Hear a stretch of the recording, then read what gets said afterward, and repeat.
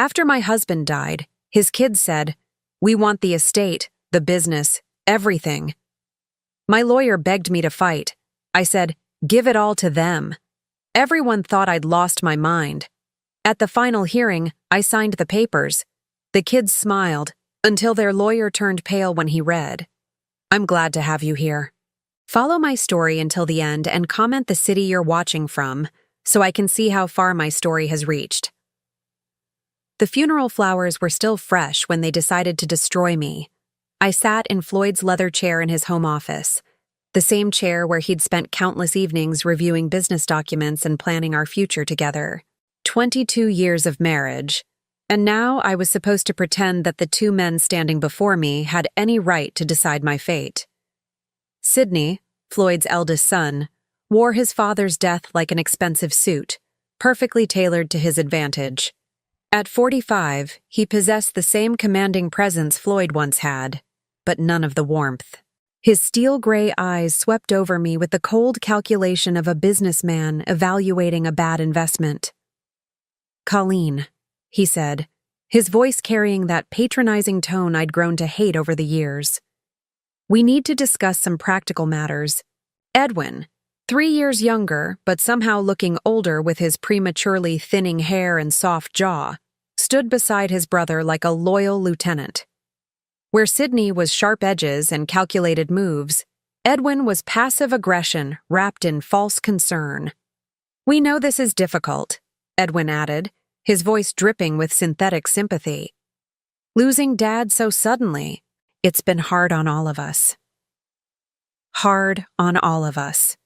As if they'd been the ones holding Floyd's hand during those long nights in the hospital. As if they'd been the ones making impossible decisions about treatments and pain management. They'd shown up for the funeral, of course. Sidney flying in from his law practice in San Francisco. Edwin driving up from Los Angeles where he ran some vague consulting business. But during the 3 months of Floyd's illness, when it really mattered, I'd been alone. "What kind of practical matters?" I asked, though something cold was already settling in my stomach.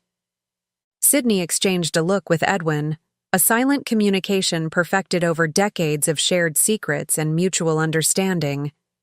It was the kind of look that excluded everyone else in the room, everyone like me.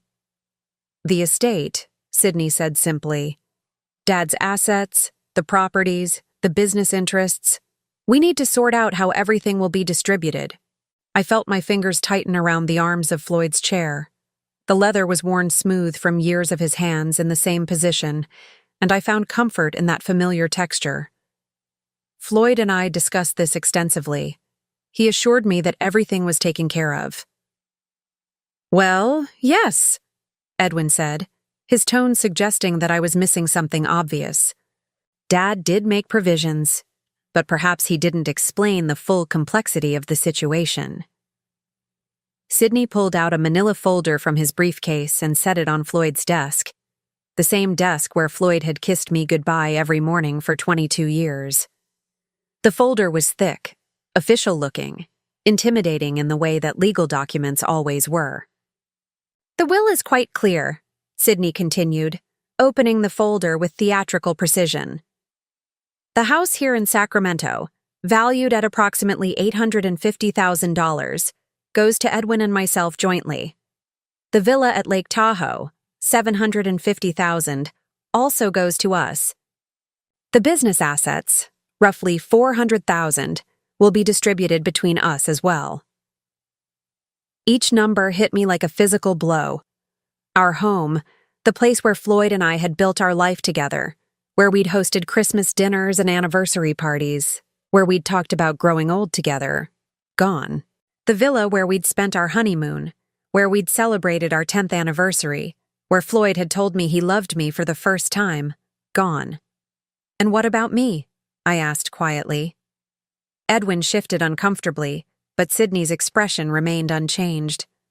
"Well, naturally, there's the life insurance policy. $200,000. That should be more than sufficient for your needs going forward." $200,000 for a 63-year-old woman who'd given up her career to support her husband's family. For someone who'd spent the last 2 decades managing Floyd's household, entertaining his business associates, caring for him through his illness. $200,000 to start over. I see, I said, though I didn't see it all. This couldn't be right. Floyd had promised me that I'd be taken care of, that I'd never have to worry about security or stability. It's not personal, Colleen, Edwin said, and the false gentleness in his voice made my skin crawl. It's just that Dad always intended for the family assets to stay within the bloodline, you understand. Bloodline. As if the 22 years I'd spent as Floyd's wife, as Sydney and Edwin's stepmother, meant nothing. As if love and commitment were somehow less valid than genetics. Of course, Sydney added, we're not heartless. You can stay in the house for 30 days while you make arrangements. We think that's more than fair. Fair. They thought 30 days to uproot a life was fair. I looked around the office, taking in the familiar details that would soon belong to someone else. The bookshelf where Floyd kept his first edition novels, the window that looked out onto the garden we'd planned together, the small photograph on his desk, not of Sydney or Edwin, but of Floyd and me on our wedding day, both of us laughing at something I could no longer remember. There is one more thing, Sydney said, and something in his tone made me look up sharply. He pulled another document from the folder, this one smaller but somehow more ominous. Dad accumulated some significant medical bills during his final illness. The insurance covered most of it, but there's still about $180,000 outstanding. Since you were his wife and presumably made medical decisions jointly, the hospital and doctors are looking to you for payment. The room seemed to spin slightly. $180,000 in debt, with only $200,000 from the life insurance to cover it. That would leave me with $20,000 to rebuild my entire life. But surely the estate, I began. The estate assets are tied up in probate, Edwin interrupted smoothly. And given the specific terms of the will, those debts are considered separate from the inherited properties. It's unfortunate, but that's how these things work legally. I stared at them both, these 2 men who'd called me Mom at their father's funeral just 3 days ago. Sydney with his perfectly pressed suit and cold eyes. Edwin with his soft features and voice that suggested concern while delivering cruelty. I need some time to process this, I said finally. Of course, Sydney said, standing and straightening his jacket. Take all the time you need. But remember, the 30-day clock starts tomorrow. And those medical bills. Well, the longer they sit, the more complicated things become. They left me alone in Floyd's office, surrounded by the ghosts of our life together and the crushing weight of my new reality. The silence was deafening. No comfort, no reassurance, no suggestion that perhaps we could work together to find a solution that honored both Floyd's wishes and my basic human need for security. I sat there as the afternoon light shifted across the room, creating shadows that seemed to mock the brightness Floyd and I had once shared here. My hands found the small drawer in Floyd's desk where he'd always kept his personal items. Inside, beneath old receipts and business cards, my fingers touched something unexpected, a small key I'd never seen before. The key was old brass, worn smooth with handling. It didn't fit any lock I could think of in the house, but Floyd had kept it in his most private space. Why? As I held the key up to the light, I noticed Edwin's car was still in the driveway. Through the window, I could see him and Sydney standing beside it, their heads close together in animated conversation. They were celebrating, I realized, dividing up their inheritance, planning what they'd do with their newfound wealth. Neither of them looked back at the house where their stepmother, their father's wife, sat alone with the ruins of her life spread out before her. But as I watched them drive away, something strange happened. Instead of the despair I expected to feel, a different emotion began to take root. It started small, just a whisper in the back of my mind, but it grew stronger with each passing moment. They thought they'd won. They thought they'd successfully erased me from Floyd's legacy, reduced me to nothing more than an inconvenience to be managed with the minimum legal requirements.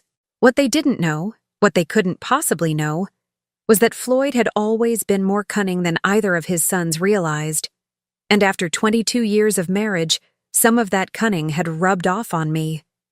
The key in my hand seemed to grow warmer as I held it, as if it were trying to tell me something. Tomorrow I would find out what lock it opened. Tonight, I would let Sydney and Edwin enjoy their victory. Martin Morrison had been Floyd's attorney for 15 years, and in all that time, I'd never seen him look as uncomfortable as he did sitting across from me in his downtown office. His usually perfect composure was cracked, revealing the concerned man beneath the professional facade. "Colleen," he said, removing his glasses and cleaning them for the third time in 10 minutes. "I have to advise you in the strongest possible terms. This is not the right decision." The morning sun streamed through the floor-to-ceiling windows of his 15th floor office, casting everything in sharp relief. The Sacramento River glittered below us, and somewhere in those gleaming office buildings across the water, people were making rational decisions about their lives. I envied them. "I understand your concerns, Martin," I said, my voice steadier than I felt. "But my mind is made up." He set his glasses down and leaned forward, his expression earnest. "You could fight this. The will. There are irregularities, questions about Floyd's mental state during the final revision. We could contest it, delay probate, force Sydney and Edwin to negotiate." I'd spent the sleepless night reading and rereading the documents Sydney had left with me, trying to understand how Floyd, my Floyd, could have written me out of our shared life so completely. The language was cold, clinical, reducing 22 years of marriage to a few paragraphs about adequate provision and appropriate arrangements. "How long would a contest take?" I asked. "Months, possibly years. But Colleen, you'd have a real chance. I know Floyd, and this will. It doesn't match the man I knew. The man who spoke about you with such love and respect. Love and respect." Had I imagined all those conversations where Floyd assured me I'd be taken care of? Had I misunderstood his promises that I'd never have to worry about my future? And during those months or years, what would I live on? Sydney made it clear that the medical debts are my responsibility. $180,000, Martin. Even if I won a contest eventually, I'd be bankrupt long before then. Martin's jaw tightened. "Sydney and Edwin are playing hardball, but that's exactly why you shouldn't give them what they want. They're counting on you being too intimidated or too exhausted to fight." He was right, of course. Every instinct I had screamed that this was wrong, that Floyd had not intended to leave me with almost nothing while his sons inherited millions. But instincts didn't pay medical bills or put a roof over my head. "What if I just gave them everything they want?" I asked quietly. Martin blinked. "I'm sorry? What if I signed whatever papers they need, transferred all claims to the properties, walked away cleanly? How quickly could that be done?" "Colleen, you can't be serious. You'd be giving up your legal rights to challenge." "How quickly, Martin?" He stared at me for a long moment, his professional mask slipping to reveal genuine concern. "If you waived all claims and signed the proper releases, a week, maybe 2. But why would you even consider that?"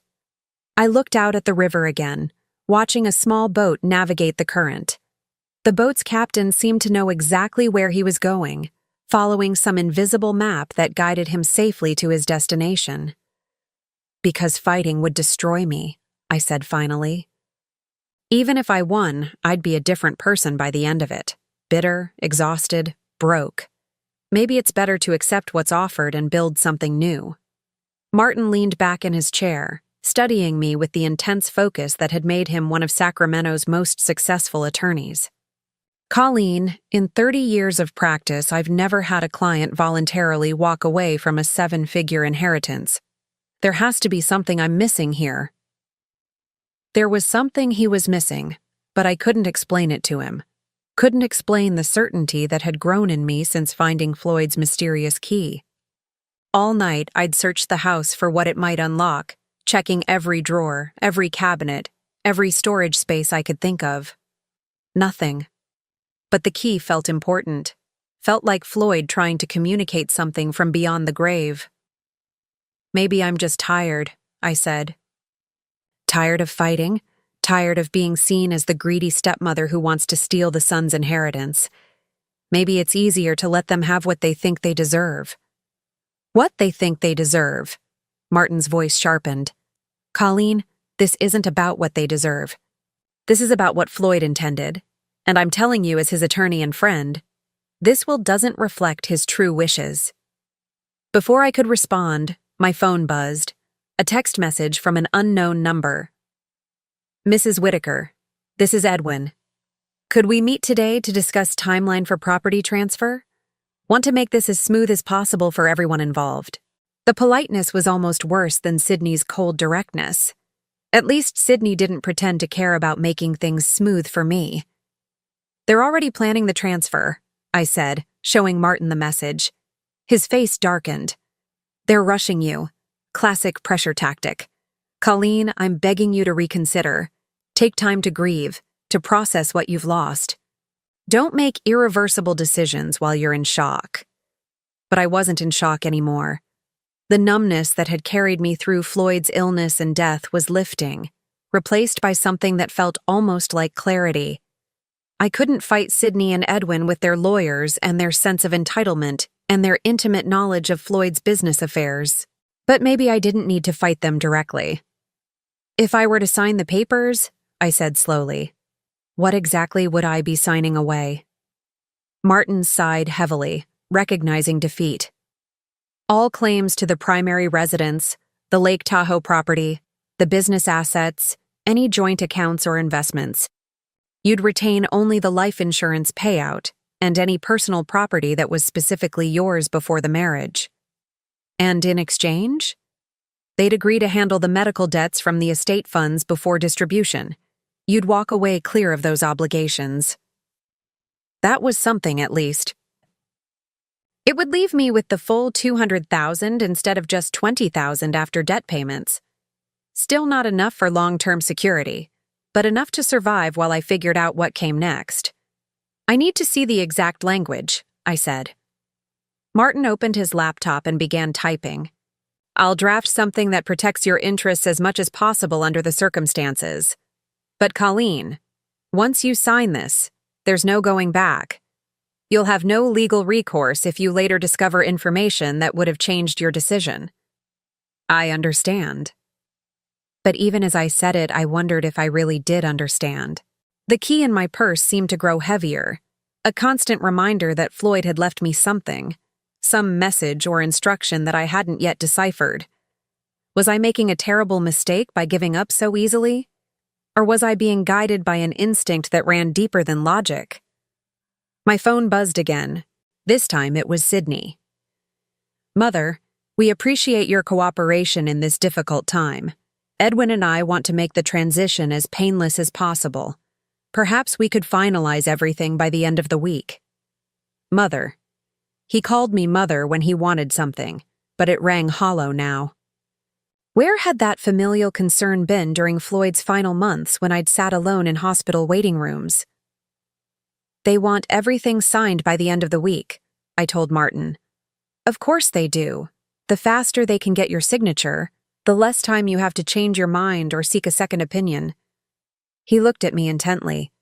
"Colleen, there's something about this whole situation that feels wrong to me. Sydney and Edwin are acting like they're afraid you might discover something that would complicate their inheritance.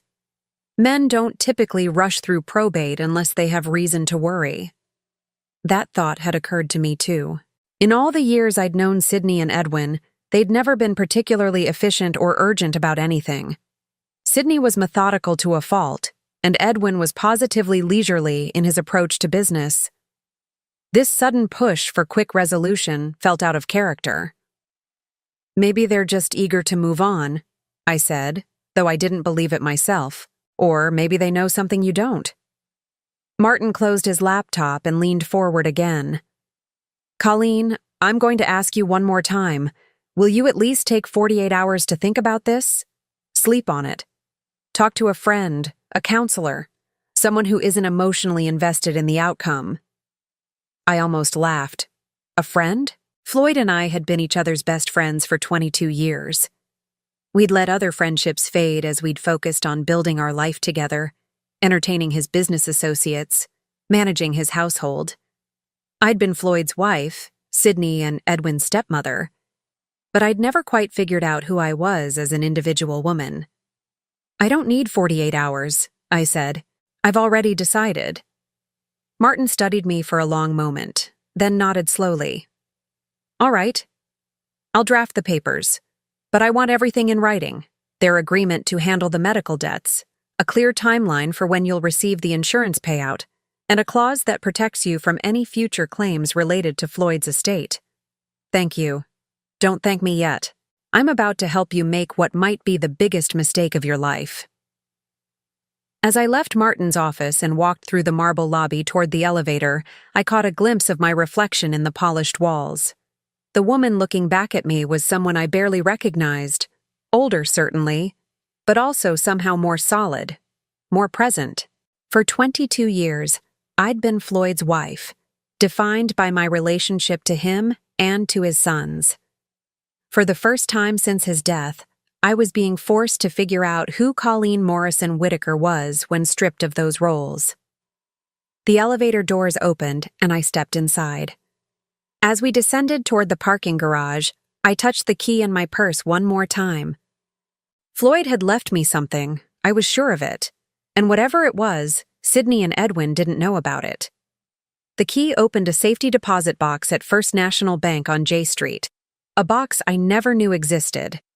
I'd spent 2 days methodically searching every inch of our house, growing more frustrated with each empty drawer and meaningless cabinet. It wasn't until I was going through Floyd's wallet, the one the hospital had returned with his personal effects, that I found the small business card tucked behind his driver's license. First National Bank, with a handwritten number on the back, 379. The bank manager, a kind woman named Patricia who remembered Floyd from his occasional visits, led me down to the vault with appropriate sympathy. "Mr. Whitaker was very specific about this box," she said as we descended the marble steps. "Only you and he had access. He opened it about 6 months ago." 6 months ago. Right around the time Floyd's health had started declining, when he'd begun having those mysterious business meetings that he'd never quite explained to me. The box was larger than I'd expected, and heavier. Patricia left me alone in the small viewing room, and with trembling fingers, I lifted the metal lid. Inside were documents, lots of them. But these weren't the legal papers I'd expected, wills or insurance policies or business contracts. These were personal letters, printed emails, financial statements, and what looked like surveillance reports. The first thing that caught my eye was a letter in Floyd's handwriting, dated just 2 months before his death. The envelope was marked, "For Colleen, open only after reading everything else." I set that aside and picked up the next document, a printed email exchange between Sydney and someone named Marcus Crawford. The timestamp showed it was from 8 months ago, and as I read, my blood grew cold. "Marcus, Dad's getting worse. The doctors think he's got maybe 6 months. We need to move faster on the transfer protocols. Can you expedite the paperwork we discussed?" The reply was equally chilling. "Sydney, I've prepared the documents as requested. Once your father signs, the business assets will be restructured under the shell companies we established. The personal properties can be transferred immediately upon death. What about the wife? Colleen won't be a problem. She doesn't understand the business side, and by the time she figures out what's happening, it'll be too late. Dad trusts us completely." I had to read it twice before the meaning sank in. They'd been planning this for months. While I was caring for Floyd, driving him to doctor appointments, managing his medications, his sons were plotting to steal not just from me, but from their own father.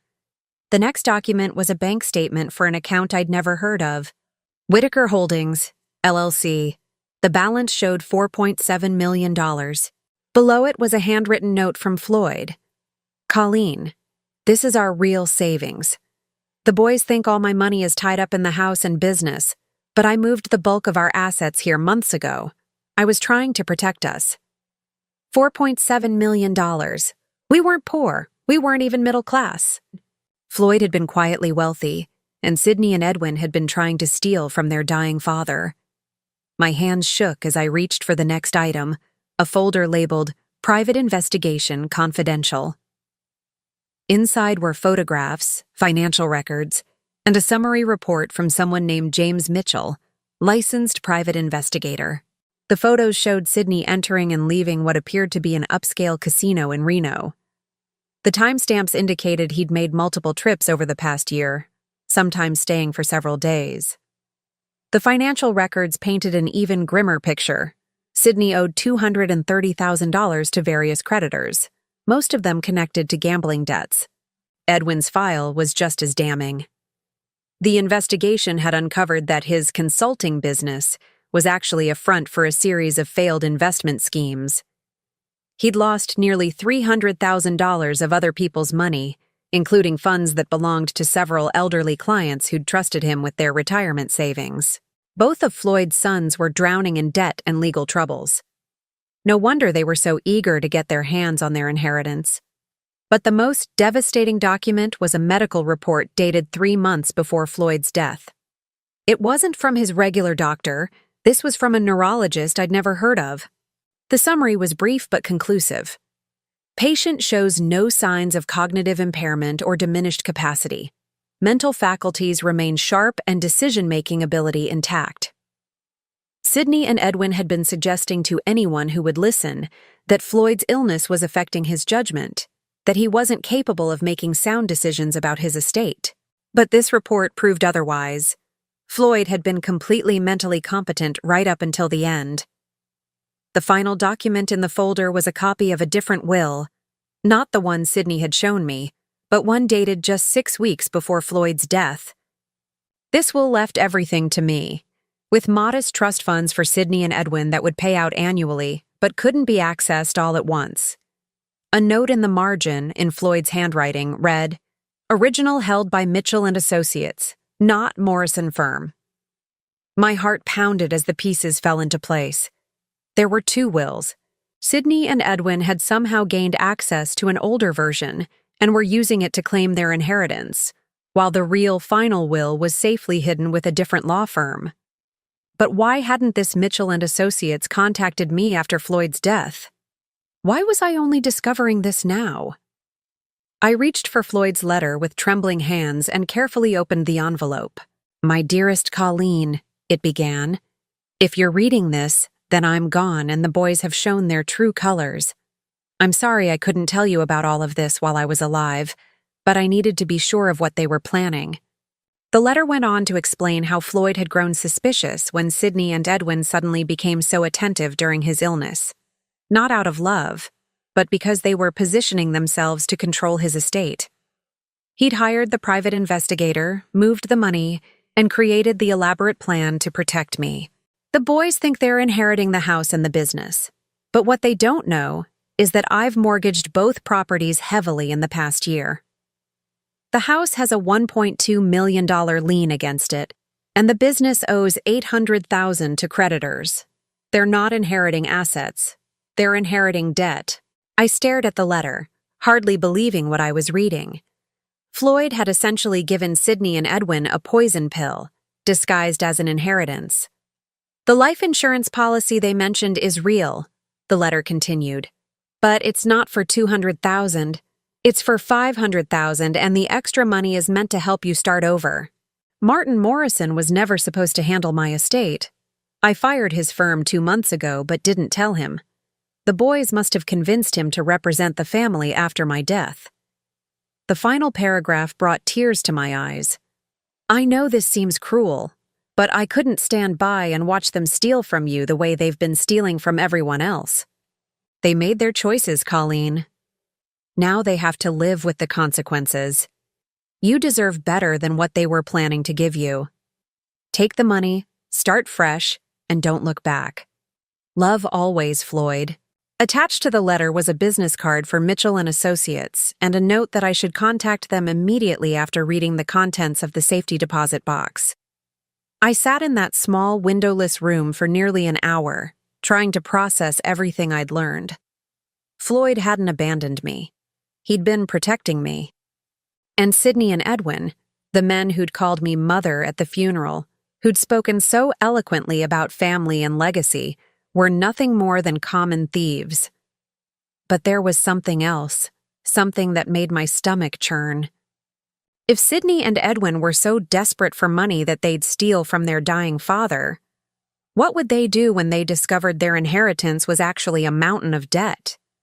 Would they come after me? Would they try to force me to help them out of the financial hole Floyd had dug for them? I carefully placed all the documents back in the safety deposit box except for the business card and Floyd's letter. Those I tucked safely in my purse. Tomorrow, I would call Mitchell and Associates and find out exactly what Floyd had arranged. But tonight, I had to sit through dinner with Sydney and Edwin, knowing what I now knew about them. I had to smile and nod while they discussed their plans for our properties, pretending I didn't know they were about to inherit nothing but debt and legal troubles. As I drove home, my phone rang. It was Edwin. "Colleen," he said, his voice warm with false affection. "Bianca and I would love to have you over for dinner tonight. We thought it would be nice to spend some family time together before we finalize all the legal matters." Family time. How thoughtful of them. "That sounds lovely," I said, surprised by how steady my voice sounded. "What time?"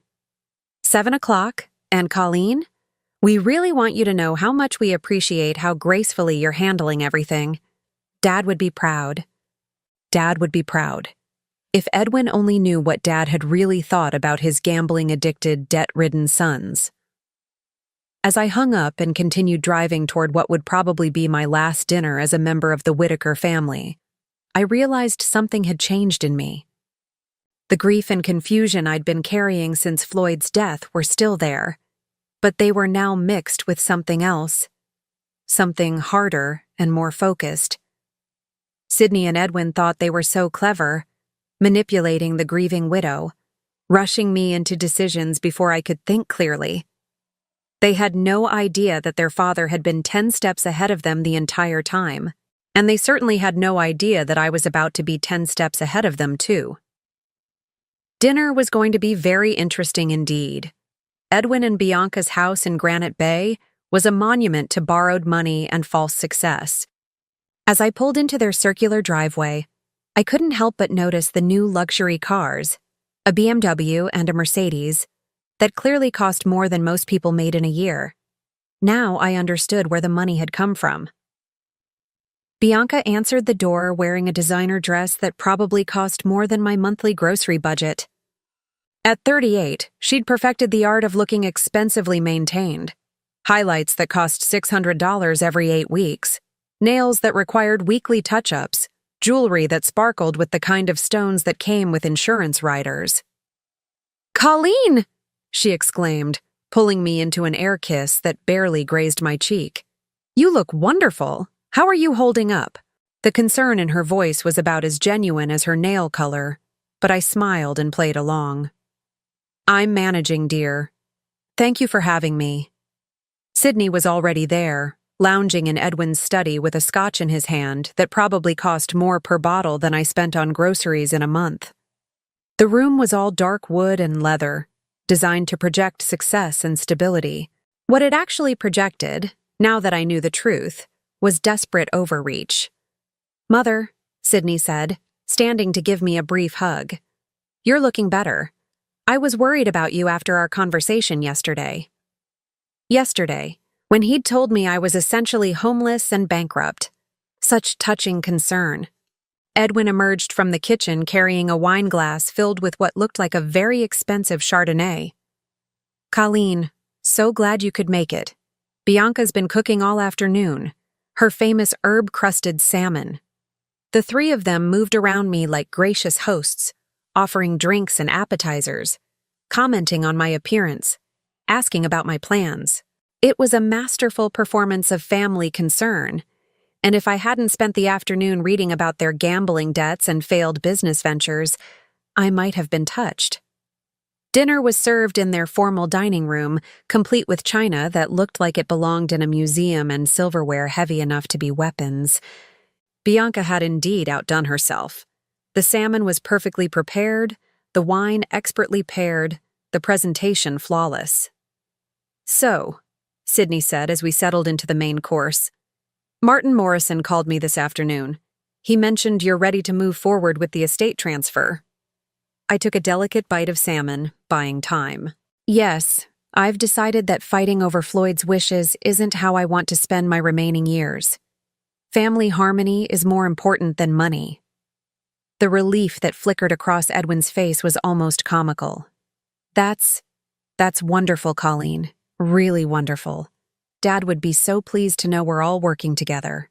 We've prepared some papers," Bianca added, reaching for a manila folder that had been sitting on the sideboard. "Just to make everything official. Our attorney drew them up to complement what Martin is handling." Their attorney. Of course they'd brought in their own legal representation. I wondered if this mysterious lawyer knew about Sydney's gambling debts or Edwin's fraudulent investment schemes. "How thoughtful," I said, not touching the folder. "But I should mention that I've been doing some thinking about the medical bills." The temperature in the room seemed to drop several degrees. Sydney set down his wine glass with just a bit too much force. "What kind of thinking?" Edwin asked, his voice carefully neutral. "Well, $180,000 is a substantial amount. I was wondering if perhaps we should have an accountant review the estate's liquid assets before I commit to taking on that debt personally." Sydney and Edwin exchanged a look, the same kind of silent communication I'd witnessed in Floyd's office, but this time I could read the subtext. They were afraid I might discover something. "Colleen," Sydney said carefully, "I thought we'd explain that the estate assets are tied up in probate. The medical bills are separate from the inheritance." "Of course," I said pleasantly. "But Floyd was always so meticulous about his record-keeping. I'm sure there must be documentation of exactly what debts belong to the estate versus what's considered personal responsibility." Bianca laughed, the sound just a bit too bright. "Oh, Edwin handles all that boring financial stuff. Don't you, honey?" Edwin nodded rapidly. "Absolutely. Everything's been properly categorized. The medical expenses fall to you because you were Floyd's spouse and presumably involved in the treatment decisions." "That makes sense," I agreed. Although I do find it interesting that Floyd never mentioned being worried about medical costs. He always seemed so confident that we had adequate insurance. The silence stretched just a beat too long. Sydney cleared his throat. "Insurance doesn't cover everything, unfortunately. Dad's treatment was quite extensive in those final months." I knew I was walking into dangerous territory, but I couldn't resist pressing just a little. "I suppose I should contact the hospital directly. Get an itemized breakdown of what's owed and what the insurance actually covered." Edwin's fork clattered against his plate. That's not necessary, Colleen. I've already handled all that. Very thoroughly." "I'm sure you have," I said. "But as Floyd's widow, I feel responsible for understanding exactly what happened financially during his final illness. It's the least I can do for his memory." Bianca jumped up suddenly. "Who wants dessert? I made that chocolate torte recipe from Food and Wine magazine." She practically fled to the kitchen, and I didn't miss the meaningful look Sydney shot at Edwin. They were rattled, and I'd barely begun to probe. "Colleen," Sydney said, leaning forward with what I supposed was meant to be a paternal expression, "I hope you're not second-guessing our arrangement because of something someone else said. Sometimes people who aren't familiar with estate law can give misleading advice." "Oh no," I assured him. "I'm not second-guessing anything. I'm just trying to be thorough. Floyd always said that the devil was in the details." Edwin laughed nervously. "Dad did love his paperwork." "He certainly did. In fact, I've been going through his office, and I keep finding documents I don't understand. Bank statements for accounts I've never heard of. Business papers for companies I didn't know he was involved with." The color drained from Edwin's face. What kinds of documents? Oh, nothing important, I'm sure. Just confusing financial statements. Although I did find a safety deposit box key that I'd never seen before. Sydney went very still. A safety deposit box? Yes. Isn't that odd? I thought I knew about all of Floyd's financial arrangements, but apparently he had some accounts and boxes I wasn't aware of. I suppose I should look into those before we finalize everything. The look that passed between the brothers this time was pure panic, quickly suppressed but unmistakable. Mother, Sydney said, his voice strained with the effort to sound casual. You shouldn't worry yourself with all that paperwork. Legal documents can be very confusing for someone without a business background. Why don't you let Edwin and me handle reviewing whatever you found? That's very sweet of you both, I said. But I think Floyd would want me to understand our financial situation myself. After all, I'll be managing on my own from now on. Bianca returned with the tort, her smile looking somewhat forced. As she served dessert, the conversation shifted to safer topics. The weather, Edwin's latest consulting project, Sydney's law practice. But I could feel the tension underneath their polite chatter like an electrical current waiting to spark. After dinner, as I prepared to leave, Sydney walked me to my car. Colleen, he said, his hand on my car door. About those documents you mentioned finding. Yes? It would probably be best if you brought them to our next meeting. Let us help you sort through what's important and what isn't. Dad's filing system wasn't always logical. I smiled at him, the same pleasant smile I'd worn all evening. Of course, Sydney. Family should help family. But as I drove away, I caught a glimpse of him in my rearview mirror, standing in the driveway with his phone already pressed to his ear. He was making a call that couldn't wait until he got back inside. By the time I reached home, my own phone was ringing. It was a number I didn't recognize. Mrs. Whitaker? This is James Mitchell from Mitchell & Associates. I believe you may have some documents that belong to my office? Mr. Mitchell, I said, settling into Floyd's chair in his study. How did you know I'd found them? Your husband was very specific in his instructions. If you found the safety deposit box, I was to contact you within 24 hours. Ma'am, we need to meet as soon as possible. There are some things about your husband's estate that you need to know before you sign anything with Sydney and Edwin. What kinds of things? Things that will change everything, Mrs. Whitaker. Everything. As I hung up the phone and looked around Floyd's study, my study now, I realized that the invisible game I'd been playing all evening was about to become very visible indeed. Sydney and Edwin thought they were manipulating a grieving widow, but they had no idea that their father had been playing a much longer, much more sophisticated game. James Mitchell's office was nothing like Martin Morrison's polished downtown suite. Located in a modest building in Midtown Sacramento, it had the comfortable, lived-in feeling of a place where real work got done rather than impressive clients got courted. Mitchell himself was a surprise, a soft-spoken man in his 60s with kind eyes and hands that showed he'd worked for everything he'd earned. Mrs. Whitaker, he said, rising from behind a desk that was organized chaos incarnate. Thank you for coming so quickly. Please sit down. We have a lot to discuss. I settled into the worn leather chair across from his desk, my purse containing Floyd's letter held tightly in my lap. Mr. Mitchell, I have to admit I'm confused about all of this. I didn't even know Floyd had hired another attorney. He hired me about 8 months ago, Mitchell said, pulling out a thick file. Initially, it was just to conduct a discreet investigation into some financial irregularities he'd noticed. But as we uncovered more information, my role expanded significantly. He opened the file, and I could see it contained copies of many of the same documents I'd found in the safety deposit box, along with others I hadn't seen.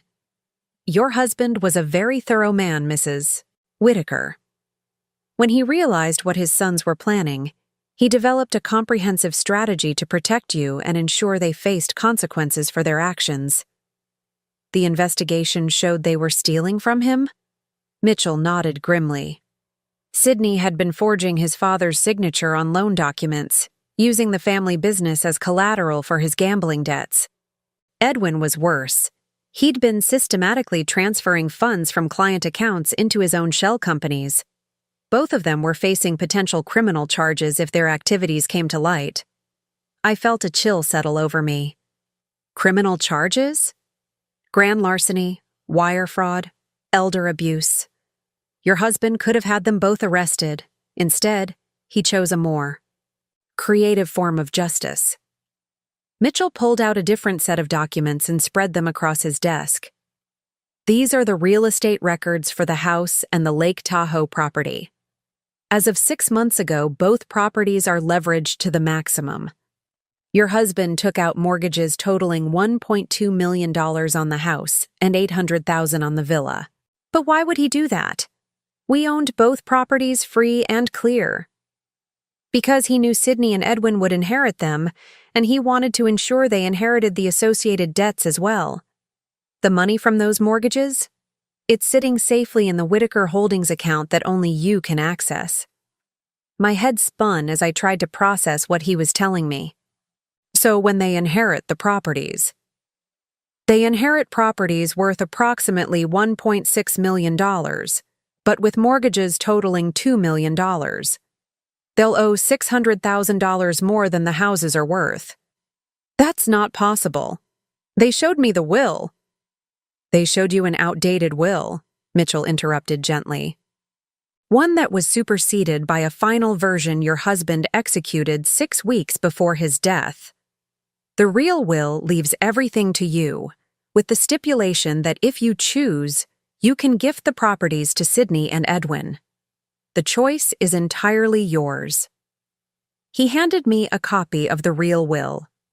As I read through the legal language, one clause stood out. I leave the decision of what, if anything, my sons Sydney and Edwin shall inherit entirely to my beloved wife Colleen, trusting in her wisdom and judgment to determine what they truly deserve. Floyd left it up to me, I whispered. He did. And Mrs. Whitaker, there's more. The life insurance policy isn't for $200,000. It's for $500,000. And there's an additional policy for $300,000 that Sydney and Edwin don't know about. $800,000. Combined with the money Floyd had moved to the protected accounts, I wasn't just secure, I was wealthy. But here's the most important part, Mitchell continued. Your husband documented everything. Every forged signature, every fraudulent transfer, every lie Sydney and Edwin told during his illness. If you choose to pursue criminal charges, we have more than enough evidence to ensure convictions. The room seemed to tilt slightly as the full scope of Floyd's plan became clear. He hadn't just protected me.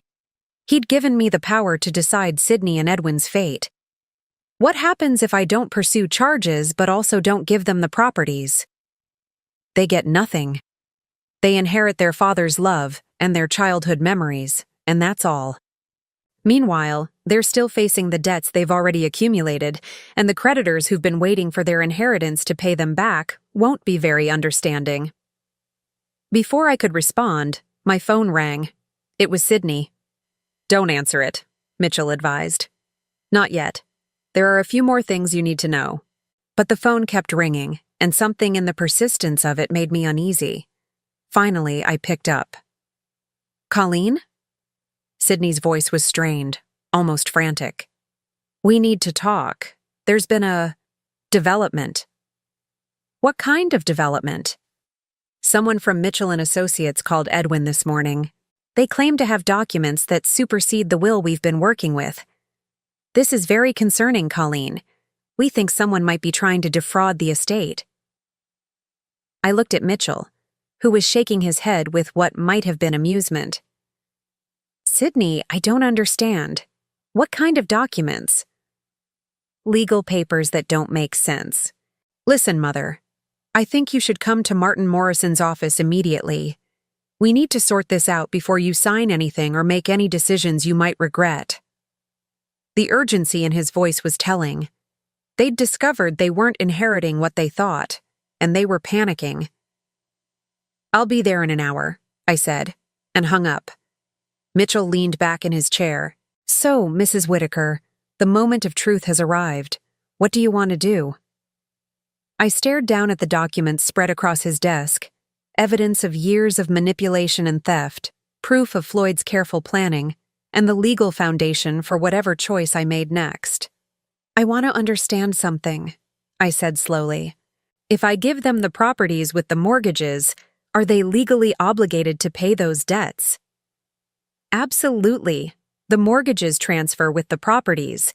They'd have 30 days to refinance or assume the loans, or face foreclosure. And given their existing debts and credit problems, no bank would refinance them. They'd lose the properties and still owe the deficiency balances. I thought about dinner the night before, about Bianca's designer dress and the expensive cars in their driveway, about Sydney's casual arrogance and Edwin's false concern. I thought about 22 years of being treated as an outsider in my own family, of being dismissed and patronized and ultimately betrayed. But mostly, I thought about Floyd, lying in that hospital bed, knowing what his sons were planning, working even in his final weeks to protect me from their greed. Mr. Mitchell, I said, standing up and smoothing my skirt. I believe it's time for Sydney and Edwin to learn about the consequences of their choices. As I drove to Martin Morrison's office, my phone buzzed with a steady stream of increasingly desperate text messages. Sydney. Mother, please don't sign anything until we sort this out. Edwin. Colleen. There are people trying to take advantage of your grief. Be careful. Bianca. We're all family here. Don't let strangers come between us. Family. They still thought they could manipulate me with that word. But as I pulled into the parking garage of Martin's building, I realized something had fundamentally changed. For the first time in 22 years, I wasn't walking into a meeting as Floyd's wife or as Sydney and Edwin's stepmother. I was walking in as Colleen Whitaker, a woman with $5.7 million, complete legal documentation of her stepson's crimes, and the power to decide their future. The scared, grieving widow they thought they were manipulating had ceased to exist. In her place was someone much more dangerous, a woman with nothing left to lose and everything to gain. The conference room at Morrison & Associates had never felt so small. Sydney and Edwin sat on one side of the polished mahogany table, their faces pale but determined. Martin Morrison occupied the head of the table, looking more uncomfortable than I'd ever seen him. James Mitchell sat beside me, a thick briefcase at his feet and the calm demeanor of a man who held all the cards. Colleen, Sydney began before anyone else could speak. We're glad you're here. This whole situation has gotten very confusing, and we need to clear up some misunderstandings. What kind of misunderstandings? I asked, settling into my chair and folding my hands calmly in my lap. Edwin jumped in, his voice strained with false concern. Someone's been spreading misinformation about Dad's estate. Claims about different wills, hidden accounts, things that just don't make sense. We're worried that unscrupulous people might be trying to take advantage of your grief. Martin Morrison cleared his throat. Colleen, I have to admit that I'm confused as well. Mr. Mitchell here claims to have documents that supersede the will I've been working with. But Floyd never mentioned changing attorneys or creating new estate documents. That's because Floyd didn't trust you anymore, I said quietly. The room went dead silent. Martin's face flushed red, while Sydney and Edwin exchanged a look of pure panic. Excuse me? Martin said. I opened my purse and pulled out Floyd's letter, the one I'd found in the safety deposit box. Floyd discovered that someone in your firm was feeding information about his estate planning to Sydney and Edwin. He couldn't be sure if it was you personally or someone in your office, so he decided to take his business elsewhere. That's impossible, Sydney said quickly. Dad trusted Martin completely. Did he? I looked directly at Sydney, enjoying the way his confident facade was beginning to crack. Then why did he secretly hire a private investigator 8 months ago to look into your financial activities? And why did he move $4.7 million into accounts that only I can access? Edwin made a choking sound. 4.7 million? That's not possible. Dad didn't have that kind of liquid assets. Actually, he did, James Mitchell said, opening his briefcase and pulling out a thick folder. Your father was considerably wealthier than either of you realized. He'd been quietly building a portfolio for years, specifically to ensure Colleen's security after his death. He spread documents across the table, bank statements, investment records, property deeds. The house you think you're inheriting? It has a $1.2 million mortgage against it. The villa at Lake Tahoe? $800,000 in liens. Your father took out these loans specifically to saddle any inheritance with debt.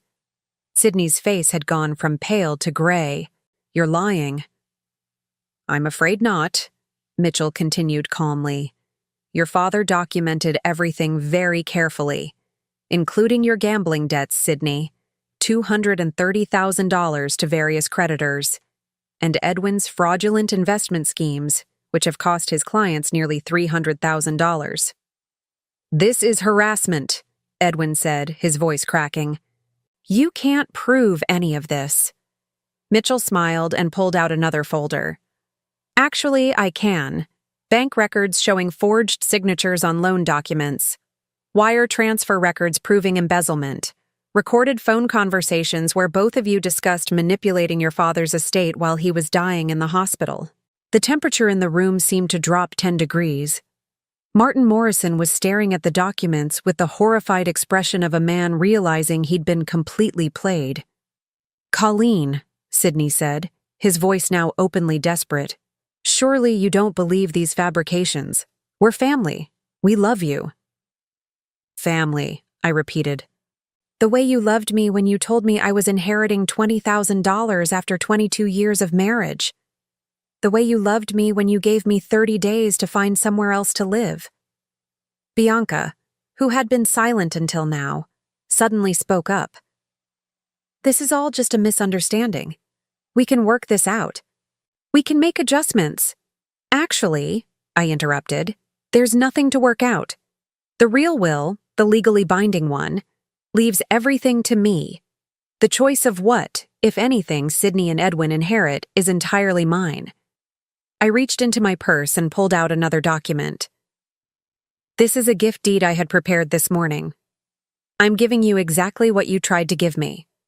Sydney grabbed the document and read it quickly, his face cycling through confusion, understanding, and finally horror. You're giving us the house and the villa, Edwin said slowly. But with the mortgages. That's correct. You'll own properties worth approximately $1.6 million, with associated debts of $2 million. That leaves you $600,000 in the hole, which seems fitting given your existing financial difficulties. You can't do this, Sydney said, but his voice lacked conviction. Actually, I can. It's exactly what Floyd intended. He wanted you to face the consequences of your choices. Martin Morrison finally found his voice. Colleen, this is extremely irregular. Perhaps we should take some time to consider all options. No, I said firmly. I've considered everything. Sydney and Edwin can accept their inheritance as offered, or they can walk away with nothing. Those are their only options. And if we refuse? Edwin asked. James Mitchell answered. Then Mrs. Whitaker will pursue criminal charges for elder abuse, grand larceny, and wire fraud. The evidence is overwhelming. You'd both be looking at significant prison time. The silence stretched on for what felt like hours.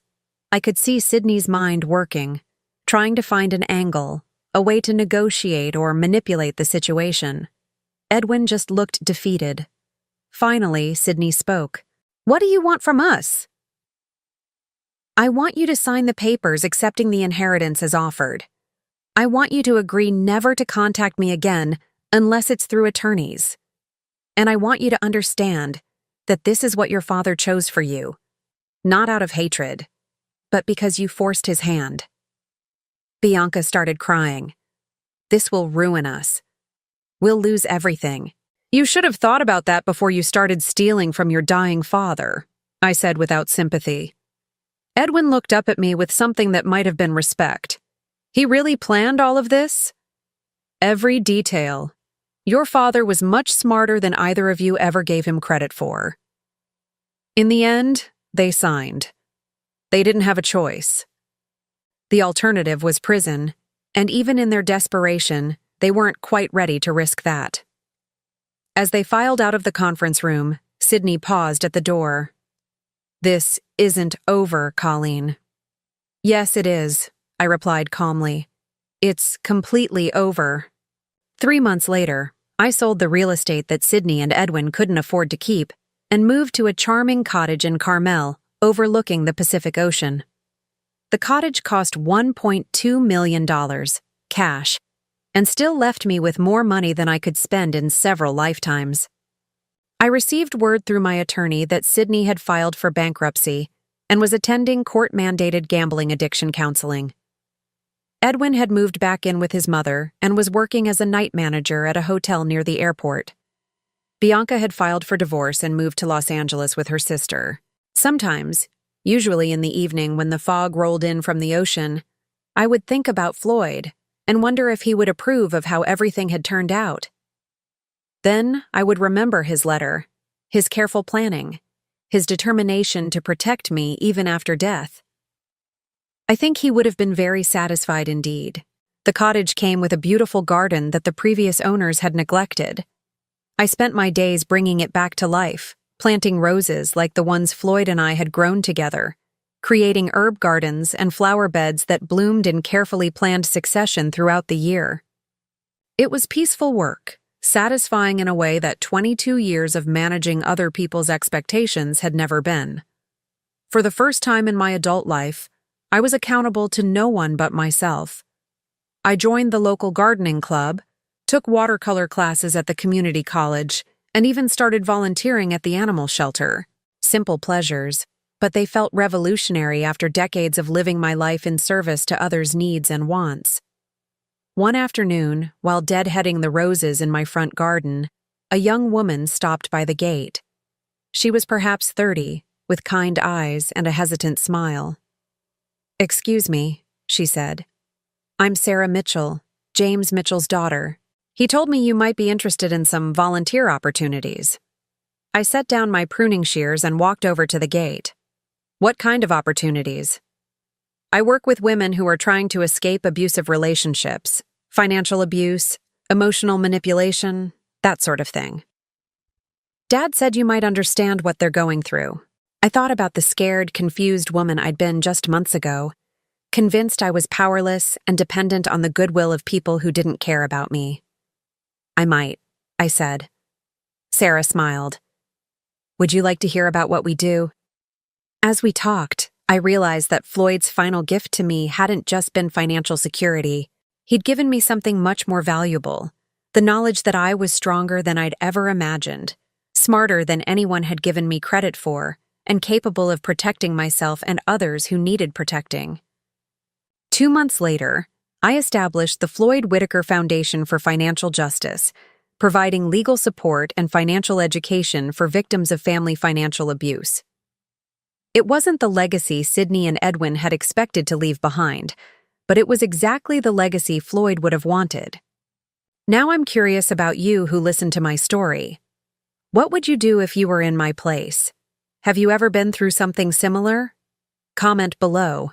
And meanwhile, I'm leaving on the final screen 2 other stories that are channel favorites, and they will definitely surprise you. Thank you for watching until here.